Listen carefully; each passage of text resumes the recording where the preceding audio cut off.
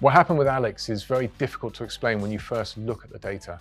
He went through turn 5, then into turn 6, slower than he had on the previous lap, and yet the rear came around immediately. There's a corner that in qualifying is very easily flat, but in the race it's quite difficult to do that. And we had expected him to have a lift all the way through there. However, the car was working well, and what we noticed is in fact he was able to just about go flat through that turn. And that changes how you want to deploy your energy across the lap, and we changed systems to adapt for that. As a result, on the lap where unfortunately his race ended, he was actually carrying something close to 10 kilometers an hour more through turn 5 than he had on the previous lap. Doesn't sound like a lot, but in the world of tyres, tyre energy and tyre temperatures, that makes a large difference. He went through and actually realised it was a little bit too much speed for that corner and had to lift ever so slightly, but he ran out wide. And when he ran out wide, that rear left tyre was now actually just oscillating on the curb on exit. Again, something that probably looks normal and seems normal, but when your tyre temperatures are right at the limit, and they will be with more speed through the corner, and they will be again through running on the curb, it's a very high frequency input. As he turned into turn 6, he just simply did not have the rear grip that he was expecting to have previously, and that's what ended his race. Para pasar más o menos al castellano, mientras escuchábamos a James Wolfe, que es el director técnico hoy de Williams, ex Mercedes, le dijo, Albon, la culpa es tuya. Más o menos así. Estaba pasado en velocidad a lo que demandaba el sector. ¿Vieron cuando aparece el fantasma del deslizamiento por temperaturas altas, por temperaturas bajas, porque no se cumple específicamente con el radio de giro en el lugar donde iba justamente Alex Albon en ese momento? Bueno, todo eso hace que parte de la responsabilidad sea del piloto tailandés, cosa que además, esto hay que reconocerlo, el piloto no tardó en hacerse cargo, una maniobra que llevó el auto al destrozo y al primer relanzamiento de la carrera. A propósito de incidentes, la largada ya fue problemática. Ustedes recordarán lo que fue Max Verstappen con los Mercedes atrás.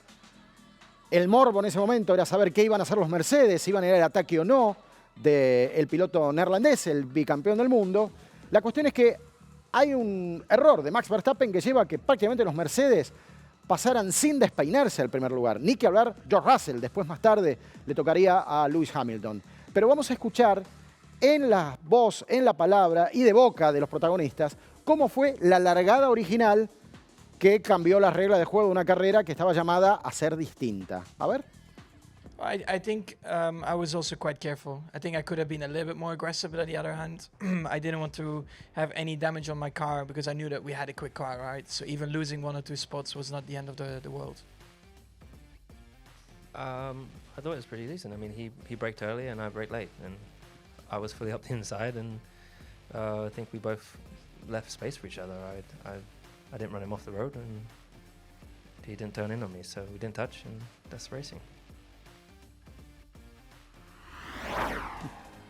Claro, ustedes recordarán que casi se tocan entre Hamilton y Verstappen cuando Hamilton le ganaba la segunda colocación a un auto que estaba herido, a un Verstappen que estaba herido después de haber largado mal y agarró la desesperación, deslizamiento, Russell que se le iba y Hamilton vivo, porque las mañas no las pierde, obviamente le ganó todo el ancho de la pista y pasó al segundo lugar. Veamos, observemos lo que fue ese momento, porque visualizando vamos a entender lo que estaban hablando.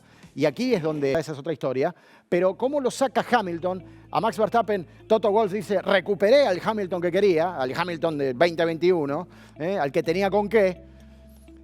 Y aquí está de nuevo la maniobra, ¿no? Cómo llegan los dos a la curva y Hamilton no dobla redondito, sino que le gana todo el ancho de la curva. Verstappen después se quejó de esto, porque en el radio, claro, Verstappen ya frío y no menos malo que Hamilton dice, bueno, antes del contacto prefería perder 2 posiciones, no era la muerte de nadie, porque es cierto que con ese auto, si la carrera era normal, los 2 lugares los iba a recuperar, de todos modos. Pero el orgullo queda herido, ¿no? Porque no defender la pole con un auto tan superior, por supuesto que esto le hace repensar un poco sus procedimientos de largada.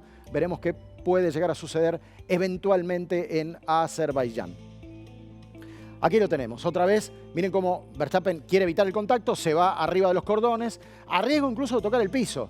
Se va sobre la parte verde pintada, pierde mucho más adherencia y el auto resbala un montón. Esa es una pintura que ralentiza un montón y ahí dejó servido en bandeja el paso para que Lewis Hamilton se quedara, insisto, por un ratito con el segundo lugar, hasta tanto, por supuesto, llegaran después todos los problemas que tuvo posteriormente la carrera.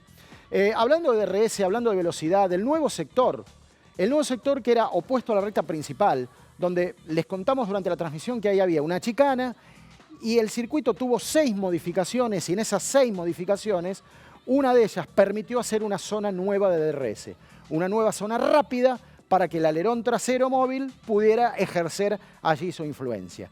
¿Y qué pasó en ese contexto? Bueno, se dio un espectáculo, diría, bastante aceptable, más allá de los incidentes que tuvimos, que es este lugar. Todo alrededor del Albert Park, ese lago artificial, la parte más abierta que estamos viendo aquí en el extremo izquierdo. Todo eso antes era una chicana, ahora se estiró. Es la curva 8, 9, 10, se frena fuerte en la 11 y se ingresa a la parte, podríamos decir, un poquito más trabada, que es el sector número 3. En ese lugar es donde se pudo aprovechar lo que era una duda hasta el principio, por cuestiones incluso de seguridad. Miren aquí el Red Bull. Aquí lo tenemos a Max. Observen, porque el año pasado esto estaba, pero no lo quisieron usar por los riesgos que podía llevar un reglamento completamente nuevo y no teníamos rápido hacia la curva número 10, porque hay que llegar entero. Aquí lo teníamos también al otro McLaren, al de Oscar Piastri, también cumpliendo exactamente con el mismo protocolo, pasando al Alfa Tauri desde el interior, desde el cockpit, en séptima, octava, y ahí baja, mire cómo va bajando decreciente el display, bajan 5 donde se pegó Albon, la curva número 3 donde se pegó Magnus en el primer sector, terminó siendo más arriesgado que en definitiva ese sector. Quiero que vean esta comparativa, esto es muy interesante porque ahora vamos a entender gran parte de la historia. Red Bull contra el resto, ¿sí? Red Bull contra todos. Y esto es promedio del promedio. Tuvimos 3 carreras. Ahí ven, banderita de Bahrein, banderita de Arabia, banderita de Australia. Se repiten 3 escenarios. ¿Cuáles son los 3 escenarios? Son las curvas de baja velocidad, las curvas de alta velocidad y las rectas. En todos los casos, Red Bull saca diferencias incontestables. En las curvas de baja velocidad, en Bahrein fue 1,5% más efectivo que todos los demás. En las curvas de alta velocidad, miren lo que fue las de alta velocidad en Australia, que las tiene. El DRS que mostrábamos ahí era uno de ellos. En ese sector, casi 3,6 el porcentaje de mayor efectividad de Red Bull en comparación con el resto. Y las rectas, como puede ser la recta principal, el 1,2% más efectivo, más veloz en relación a todas las escuderías. Entienden que no hay equivalencias. Claramente no hay equivalencias. Lo que sucede en las curvas de alta velocidad es la quinta esencia de lo que todos vienen diciendo. Nadie puede en las zonas rápidas con el RB19.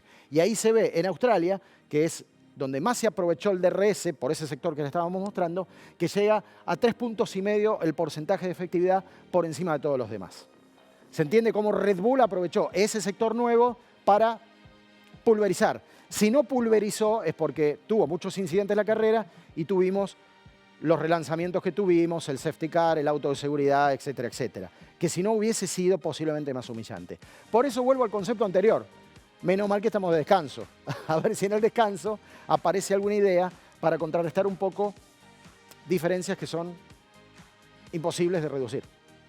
Imposibles que son de reducir. Nos vamos a ir con una de las figuras que por afuera de lo deportivo fue uno de los hombres que fue noticia. ¿Qué pasó con Leclerc? Bueno, a Leclerc obviamente lo tocó Stroll y en la curva 1 se fue. Pero le robaron el reloj. Y no es la primera vez que le roban el reloj a Leclerc. El año pasado también. Pero lo que sucedió fue realmente llamativo. Primero, que es el reloj que estamos viendo. Segundo, que vale una fortuna. Tercero, él con su Ferrari de calle los siguió a los delincuentes. Claro, las imágenes quedaron registradas. Por todos lados salió. Charles Leclerc. Obviamente que no pudo recuperar el reloj. La policía francesa difundió las imágenes porque esto ocurrió en donde vive, cercano a Monte Carlo. Después pidió a los paparazzi que por favor no hicieran más guardia en su casa porque ya no puede ni caminar. Pero convengamos que es de James Bond, ¿no? Lo que hizo Leclerc. Porque aparte, hacerlo con su auto, con la Ferrari, la personal, no la de carrera, la que tiene estacionado en su casa, en su mansión, ahí en Monte Carlo, es realmente llamativo. Fue noticia el hombre, nada le está saliendo bien, ¿no? convengamos que nada, pobre, le está saliendo bien a Charles Leclerc, que bueno, deportivamente el reloj para él seguramente será una anécdota. Deportivamente no hay manera de que enderece por el momento a una Ferrari que tiene potencial, pero que no lo puede desarrollar en la pista. Lamentablemente esta es la realidad de una Ferrari que de los últimos 4 años es el peor comienzo de los últimos tiempos. Veremos qué pueda pasar. Bueno, piensen, a ver qué sucede. Ya seguimos con Telemétrico.